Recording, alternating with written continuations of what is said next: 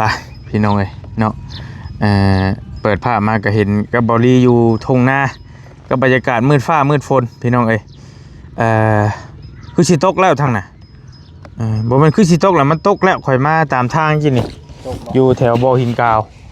อยู่แถวบ้านพ่อสร้างหลบละแถวบ้านสแตลพี่น้องเอ้ยเนาะกราบทักทายสบายดีพี่น้องตอนนี้บอลี่อยู่ทุ่งนาของเอื้อยคนหนึ่งที่ว่าเราเป็นลูกครึ่งไทยลาวนะที่ว่าเราบ่ถือกับพ่อแล้วที่ว่าพ่อเราไล่หนีให้แล้วที่บอดี้มาหาเมื่อวานนี้มาหากระเป๋าแก้วเมื่อวานนี้มื้อนี้ก็มากระเป๋าแก้ว2คนคือเก่าและเราอยู่หั่นแล้วเราบ่มีฟืนมีไฟบ่มีข้าวบ่มีน้ำบ่มีหยังทั้งสิ้นเลยนะเมื่อวานนั้นบอดี้เอาเงินให้100,000ตังซื้อหน่อไม้ซอยเราแล้วให้เราไปซื้อข้าวซื้อน้ำกินมื้อนี้เราได้โอกาสบอดี้ไปซื้อเอาไฟโซลาร์เซลล์กับหัวโคมอันนึงมาให้เราพอได้ใต้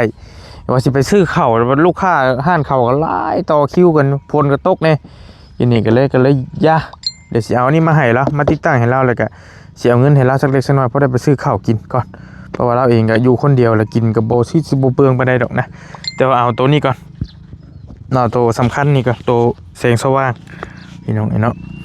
ส่งหาบ่อเตียงอยู่บ่อเตียงก็สิเข้ามาได้มาแล้วบ่นี่เดี๋ยวถ่ายคลิปเล็กน้อยเด้อย่างขายผักโอ้เด็กน้อยย่างขายผัก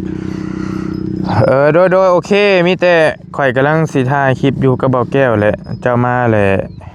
แต่มาตามตำแหน่งให้แหละมาฮอดกกตาลแล้วเลี้ยวซ้ายเด้อเลี้ยวซ้ายรถเขาจอดอยู่หิมหนองเลี้ยวมาเห็นรถดอกอยู่ตรงหน้านี่ตามเสาไฟมาเลี้ยวซ้ายได้เนาะเป็นแม่นเลย บ่เตียงกำลังมาพี่น้องเพราะว่าให้เรามาเบิ่งซอยกันเพราะว่ากระบะเราหั่นนะนี่ก็ได้กระบะเราคนมาที่นี่กับคนตกเลยตรงที่ตกเองนั่นบอกกับมันตกแบบพุ่นแต่ว่าถ้ามันตกอีหลีแล้วนี่เราอยู่บ่เป็นข่อยเบิ่งทรงนี่จักสิเฮ็ดแนวใดเนาะมาเบิ่งก่อนจังค่อยว่ากันรถบริมันเข้าบ่ได้นี่พี่น้องเอ้ยฮะบ่เป็นหยังดอกเฮาน่ะมันสิห้ำเจ้าน่ะติเถียงเจ้านี่เฮาน่ะบ่มีปัญหาเจ้านั้นยันเจ้าเปียกฮะแล้วสบายดีกินข้าวแล้วบ่กินแล้วได้ยังกินมานี่แคบหมูเป็นแคบหมูบ่นั่งก็ได้ยืนก็ได้มีของมาฝากติดตั้งเป็นอยู่บ่ติดเป็นอยู่บ่บ่เป็นแล้วบัดนี้เนาะร้านเฮ็ดหยังก็ได้มั้งบ่แก้เฮ็ดพอได้อยู่บ่พอมีความรู้อยู่บ่แม่ซื้อโคมมาให้อันนึงโดยพอได้การเขียดไปเลยพอได้การเฮ็ดปวกออกแล้วออกแล้วบ่ผ่าอันนี้ก็บ่ได้ไปหาเด้เพราะว่าค่าเฮ็ดทางเด้เฮ็ดทางโดยนี่ชาดก่อนสิขึ้นมาชาดบ้านมีหม่องสากอยู่เนาะว่าเดี๋ยวนี้มันแบบใช้ถ่านบ่ค่อยมีมันมีแต่แบบสากเอาพี่น้องเอ้ยชาดบ้านว่าเราอยู่นี่มืดแห้งนี่พี่น้องเอ้ยเนาะมีอยู่บ่โคมจ้ะซะมีก็โคมห่างแล้วโคมห่างโอเคแล้วอันนี้120 วัตต์เพิ่นว่ากุ้มคืนอยู่ถ้ามันเด็ดนะซื้อมาให้แต่ว่าอันนี้จะบ่มีเนาะเอ้ยเนาะแม่นบ่ก็มีแต่เฮามาเจ้าตัวเบานี่เริ่มปฏิบัติการแล้วล่ะสวัสดีแล้วพ่อแก้วเด้อปีนป่ะปีนบ่ได้เด้อฮักบ่ร้านเต้นให้ก็ได้บ่แก้ประกอบเบิ่งก่อนลองทดสอบเบิ่งอย่าเฮ็ดฮักบ่อย่าเฮ็ดฮักดอกมันจะเกินเนาะร้านเพิ่นประกอบเองร้านเฮ็ดได้อยู่ร้านผู้ชายตัวลงมากินร้านจะบ่น่ะโดยร้านบ่แต่ลูกจะร้านแถวนั้นก็บ่เป็นหยังลองอยู่เทิงบ้านลองเทสแต่ว่าค่อยเทสเบิ่งคร่าวๆแล้วให้เพิ่นใช้ทานเบิ่งหาก็ลงมาเฮ็ดทางเฮ็ดวัดไปร่วมเฮ็ดทางน้ำเพิ่นบ่โอ้ใหญ่ได้นี่เนาะคักอยู่เฮ็ดทางมานี่แหละ120 วัตต์เนาะ120ขาดก็อันนั้นให้เพิ่นเด้เฮ็ดทางยังเฮ็ดทางยางบ่นะทางในมองเพื่อนชุด อืม บ่อันนั้นกันน้ำมันเจือนเด้ เป็นบอกกองทรายเขาจะทมไปนะ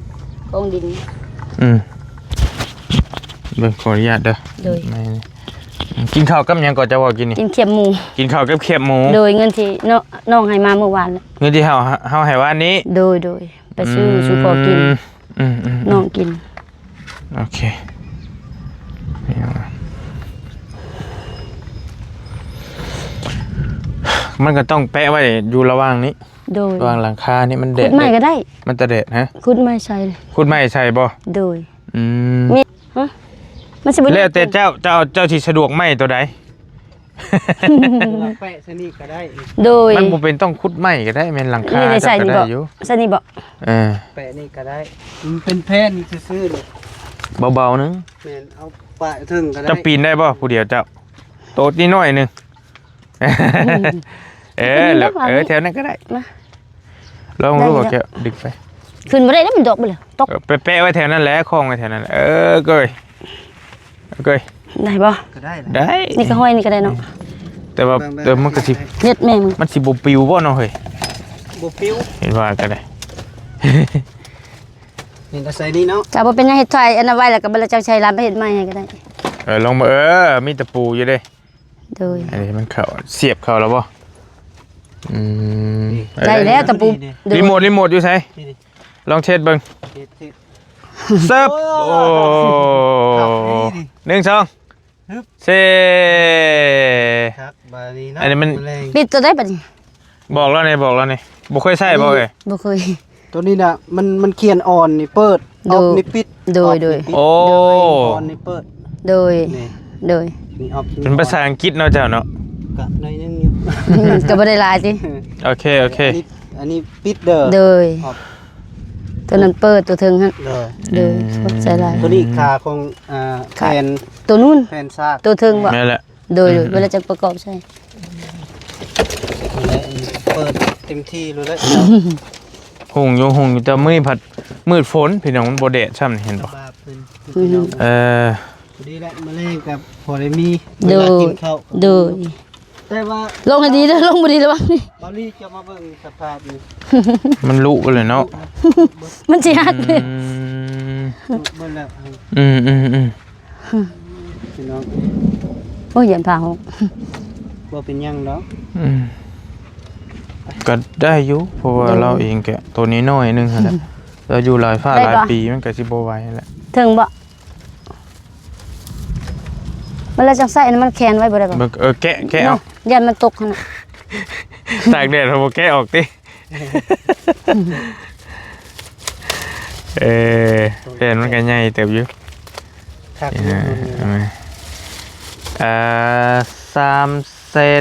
บ่ อันนี้นะ แพงพอสมควรอยู่แม่ อืม อืม ตกเด้อดีๆได้ ระดับหนึ่งประมาณ600 บาทพี่น้องอันหนึงก็ได้ มันบ่ปิวบ่เนาะ กระปิวหั่นแหละ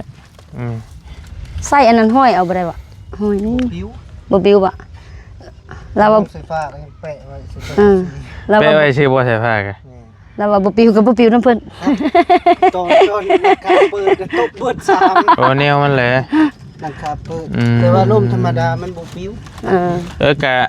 บัดแล้วให้อ้ายหรือ โด ว่าย ให้ร้านมาเฮ็ดให้ก็ได้บ่แล้วก็ให้เขาแค้นให้นะใส่ลักเอา เอาเชิบๆประมาณนั้นก่อน โดย ซื้อมาให้แล้วเรามีลูกหลานเราอยู่ ให้ร้านเฮ็ดให้ เดี๋ยวนี้พี่น้องเอ้ย โดยก็อย่าไปเฮ็ดบ่ดีก็อย่ามันปิวเนาะเวลาลมแห้งๆหลังคาพาไป หลังคาพาไป โดยหญ้าก็แห้งมันด้วย พี่น้องเอ้ยฝนตกนี่ป้า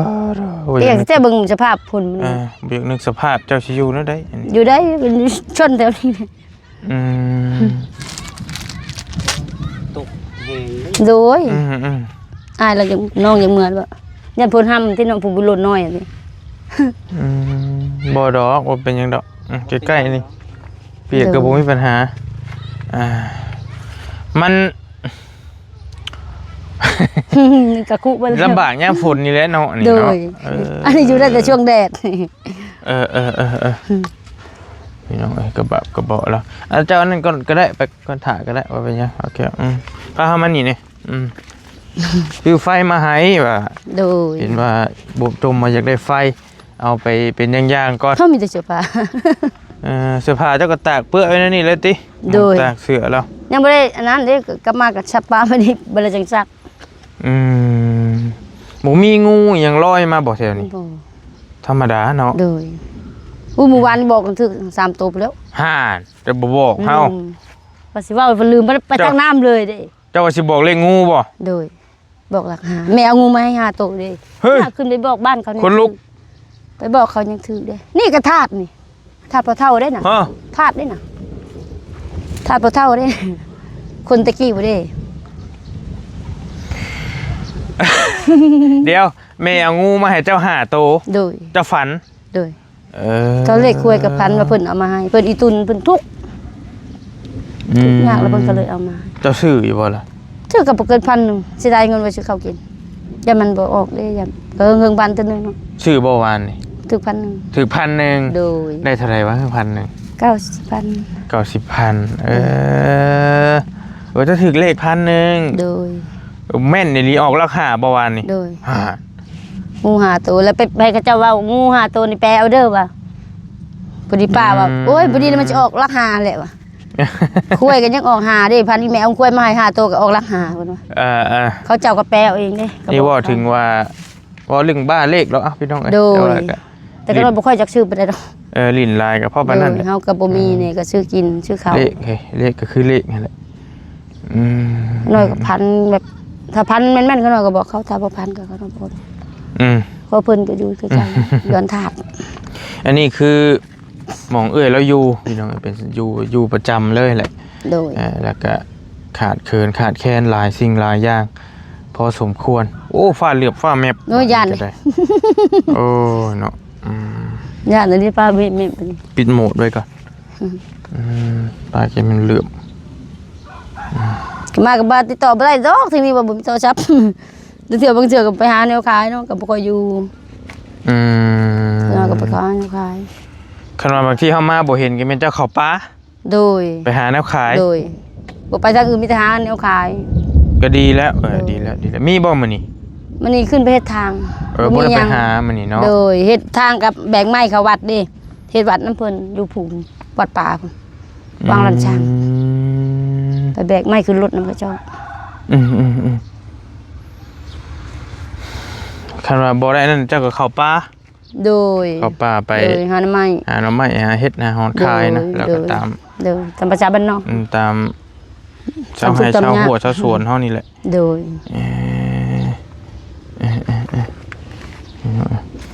มานี่ก็ได้มาขึ้นไปนั่งเครื่องก็ได้เฮาอยากเบิ่งเจ้าอยู่กินนั่นแหละมีมาได้ใช้ซะตัวนี้ มีนก บ่แก้วเอาให้บ่ โดย โอเค เพิ่นซื้อมาให้ จะนั่งอยู่หั่นก็ได้โอเคยับเข้าไปในจักหน่อยก็ได้อันนี้เป็นน้ำกินเจ้า โดยไปตักเมื่อวานขามหัวเขาไปตักพุ่น มีหม่องเราอยู่อันนี้พี่น้องบอลี่มาหามื้อวานนี่ก็เลยมีโอกาสก็เลยมาอีกมื้อนี้นะมาเอาซื้อไฟมาให้ก่อนพอได้ใส่ได้ซอยพอได้ให้มันแจ้งๆแน่ยามฟ้ายามฝนซะบ่แห้งแล้วมืดคือแล้วยามกลางคืนนี่เนาะ โดย มันบ่มีไฟ ตัวใดใช้อันตัวไฟเจ้าใช้มาเฮาเบิ่งเนาะดูใช่ ตัวลูกไฟ เป็นแบบใดเป็นประมาณใด นี่เด้ โอ้ เต้าเอาเองนี่แหละ เจ้าโตเอา โดย ตัวนางเราก็ได้แต่ว่าแบบนี้มันก็สิบ่ได้ชากพี่น้อย ก็เพิ่นจะชื่อเท่านั้น เดี๋ยวซื้อลูกอันนี้เนาะ โดย ก็สบายอยู่โอ้ไผเฮ็ดให้นี่ เฮ็ดเอาเอง อันนี้ก็มันขาดไปเลยก็ต่อเอาทางใน เข้าใจเฮ็ด ต่อทางในเอาอันนี้ก็บ่ได้ต่อตรง อ๋อต้องต่ออยู่พี่ โดย โอ้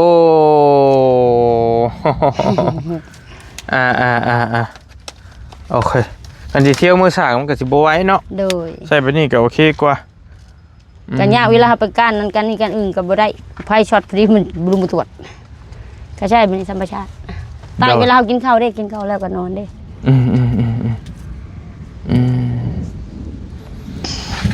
จะเป็นไผ่หญ้าเราเฮ็ดไว้ โดย เนาะกะทิทึบๆๆแน่ก็ผลก็สิย่อยสิลิ้นแน่และเวลายามมันตกก็ได้มืดซะมื้อนี้ก็คึมอยู่ ไปตาแหงเนาะ ย่านแต่ลมไม่ แต่ ย่าน มัน ฝุ่น ตกไปทางอื่นพุ่นแต่ว่ามันสิโคกมาพี่บ่นี่ก็บ่ฮู้นํตัวนี้ก็ได้ โดย ต้องเบิ่งตัวจริงก่อนพี่น้องเอ้ยเจ้าชื่อหยังเฮาลืมชื่อเจ้า ซื้อเผื่อ เพื่อ โดย เผื่อ เผื่อนั่นแหละ เผื่อ เพื่อแพ้ก็ได้เนาะ โดย เพื่อพี่น้องอายุ45ปีเนาะ 43 43ปีหั่นเด้ไปฮอด45แล้ว ต่ออยู่ไหม เลขสิ มันเจ้า45บ่ เลข43ได้สิออกจากเบิ่งทรงบ่แรงนี่เพื่อเราหันอยู่ผู้เดียวเป็นน้องไงบ่ถือกับพ่อหั่นแหละก็อยู่ผู้เดียวแล้วก็ลูกผัวก็บ่มีว่าซั่นเนาะแล้วก็บ่คิดสิเอาอีกแม่นบ่บ่เอาเนาะ บ่เอาแล้วอยู่แบบนี้แหละ ก็ดีแล้วอิสระดี อิสระดี โดย เอาผัวตอนนั้นก็บ่ได้คิดสิอยากมีลูกบ่หรือว่านั่นหรือมันต้องบ่มี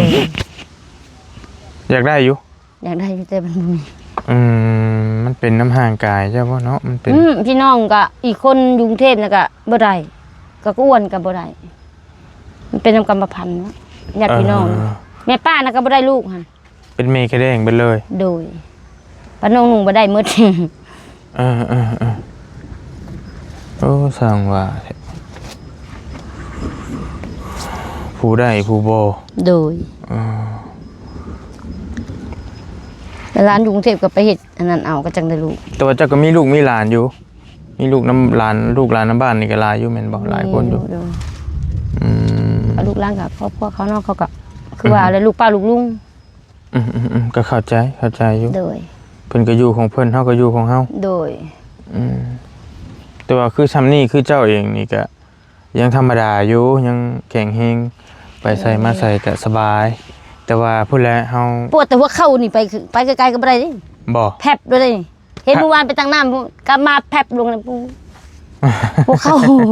ย่างหัวเข่าเมื่อคืนก็บ่ไปไหนหัวเข่ามาแบบบู๊ทรมาน เจ้าย่างหลายแม่นบ่เอ้ย ย่างไปตั้งน้ำแล้วก็มามันจะได้มันปวดหัวเข่า มันก็สิ มัน โม ดงบ่จ๊ะ มันก็สิโมย่างหลายหั่นแหละเฮาเบิ่งทรงก็ได้ ย่างไปหาอยู่หากินบ่ไปก็บ่ได้ เพราะว่าเราเองก็ห่วยพี่น้องเอ้ยอยู่ป่าแล้วก็ย่างเห็นอยู่ตอนที่เมื่อวานนี่ไปตักน้ำอันนี้เหรอมองน้ำที่เจ้าไปว่านี่นะ โดย น้ำมันน้ำเหลืองๆจนเหลืองเนาะ โดย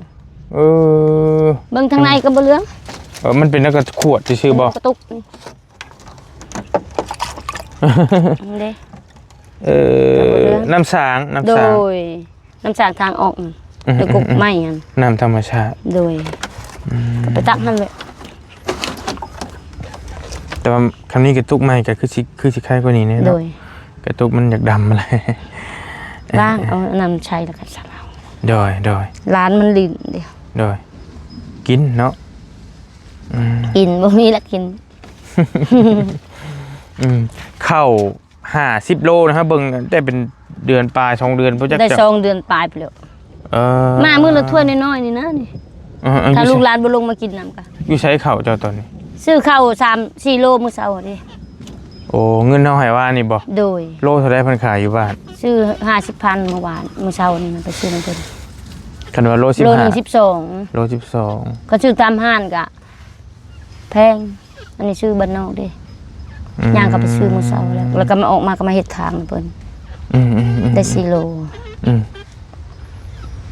โอเคหันตกแล้วพี่น้องพกแฟกแล้ว โดย เริ่มมาแล้วโห อายเราให้ยันน้องเราให้ยันพลทำ ใครได้ก็มีรถใหญ่ครับเป็นมีมอเตอร์ไซค์เรายันพลทำ เป็นยังเนาะเพิ่นอยู่ใกล้ๆนี่ โดยในดูเห็นนี่บ่ แม่แล้วเราอยู่ค่ายนี่เด้ ใกล้ๆนี่อยู่ใกล้ๆนี่ โดยก็คันว่าเจ้ามีเงินมีทองแล้วเจ้าจะเฮ็ดอยู่เทิงพี่บ่ โดย อันนี้เจ้า เฮ็ดขึ้นไปหน่อยนึง กระ เด้ ตุกแล้วนะ โดยที่หัวจังไคหั่นแหละ ซ้ำประเภทนั่นก็ได้นะพี่น้องให้มันหลังคาดีๆเนี่ยให้เราแล้วก็อ้อมฟ้านี่ให้พ่อผลบ่ฮู้นะกันแบบนี้แล้วมันลำบากพอสมควรแล้วนี่ โดย จักสิอยู่แนวใดผู้อยู่ผู้เดียวแต่ก็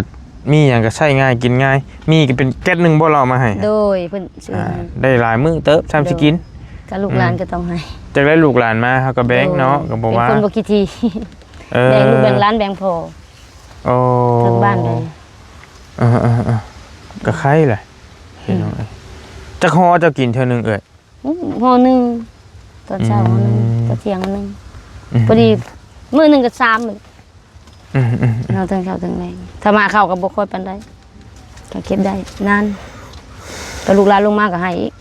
กินผู้เดียวก็บ่ได้ที่ตัวลูกหลานนี่คือเขา โทรศัพท์จำเป็นบ่กับเจ้าตอนนี้ บ่มีโทรศัพท์ บ่มันจำเป็นอยู่บ่ ใช่ จำเป็นอยากได้อยู่บ่นะ อยากได้อยู่หั่นแหละมันบ่มี เอ่อมันคันว่าได้แล้วเจ้าสิได้โทรหาไผนี่พอได้ติดโต โดย พอได้คนนั้นคนนี้โทรมากันยังรู้จักแน่เนาะ ถึงญาติพี่น้องก็ยังรู้จักแน่ แต่มันก็บ่มี คือเฮาสิมาตอนนี้ก็ โดยบ่มีติดต่อไปได้ ก็เสี่ยงมาดี โดย ดีเท่าเราอยู่ อยู่แล้วเพิ่งลงมาเทศทางเลย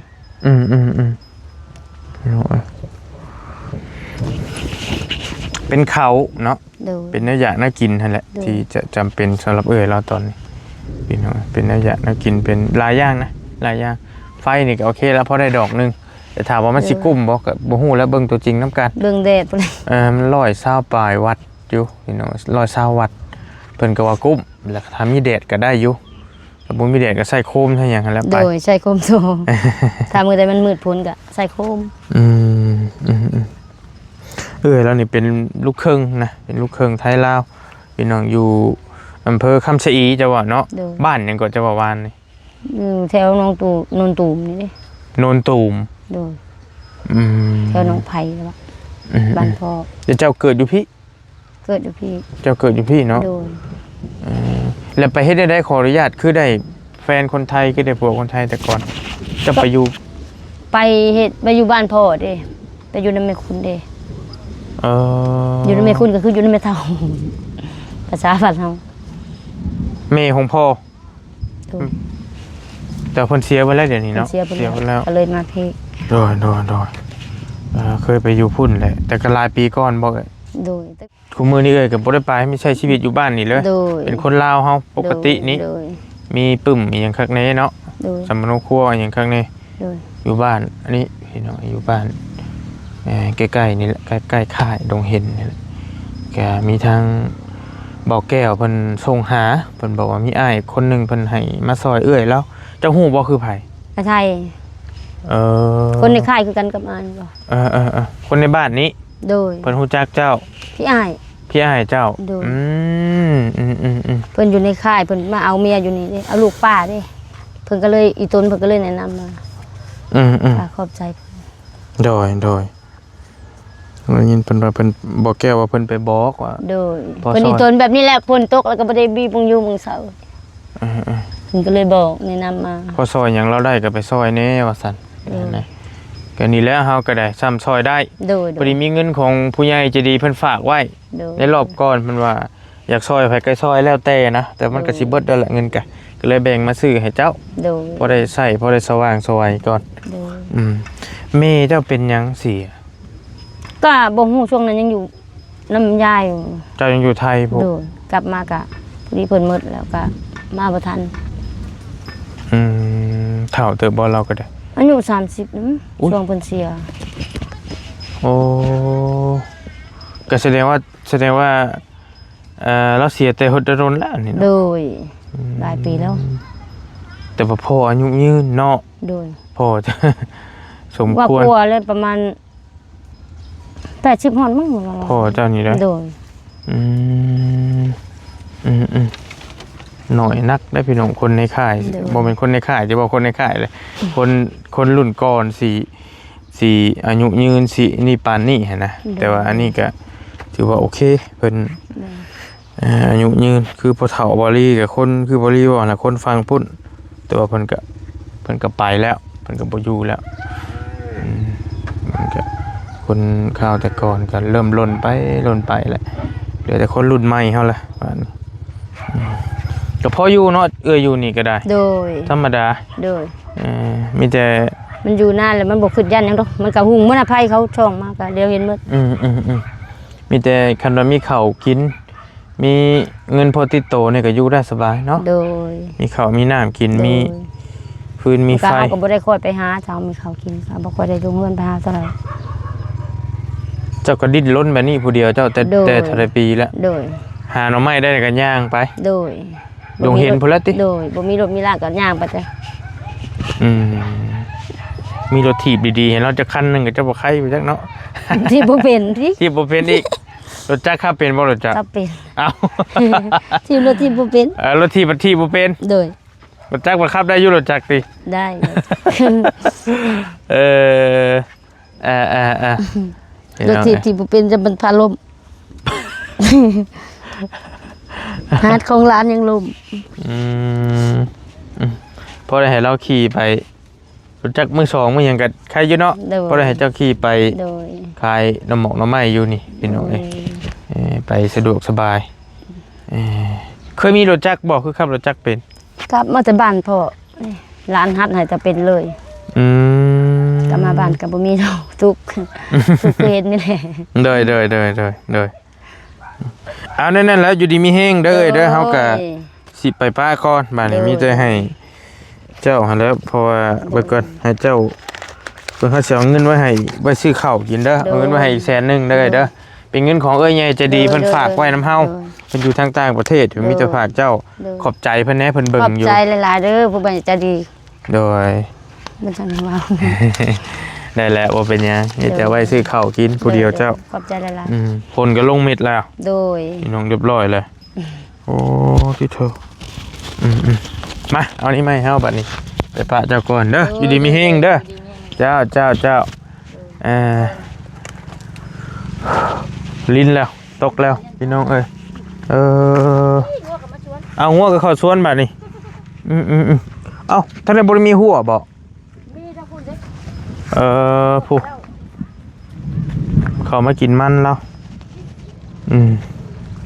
น้องเอ้ยป้าพอลี่ขอตัวเดินทางก่อนบัดนี้มีแต่เอาอาหารเอื้อยเพิ่นเนาะแล้วก็เอาเงินไว้ให้เราพอได้ซื้อข้าวกิน100,000ประมาณ150 บาทนี่แหละ100,000ก็ได้แล้วก็โลนึงมันก็โล10ปลายพันอยู่พี่โดยอยู่ดีมีเฮงขอขอบใจหลายๆทั้งเอ้ยใจดีเพิ่นฝากเงินไว้นำบอลี่มันสิเบิดนั่นแหละบอลี่ก็เลยเอามาแบ่งมาให้เราพอเห็นแล้วก็รีตนผลตกแหละลิ้นแหละพี่น้องเอ้ยก็ลำบากพอสมควรแล้วเราก็ได้พ้นเดียวแล้วฝากแล้วเนี่ยอยู่ดีมีเฮงบ๊ายบาย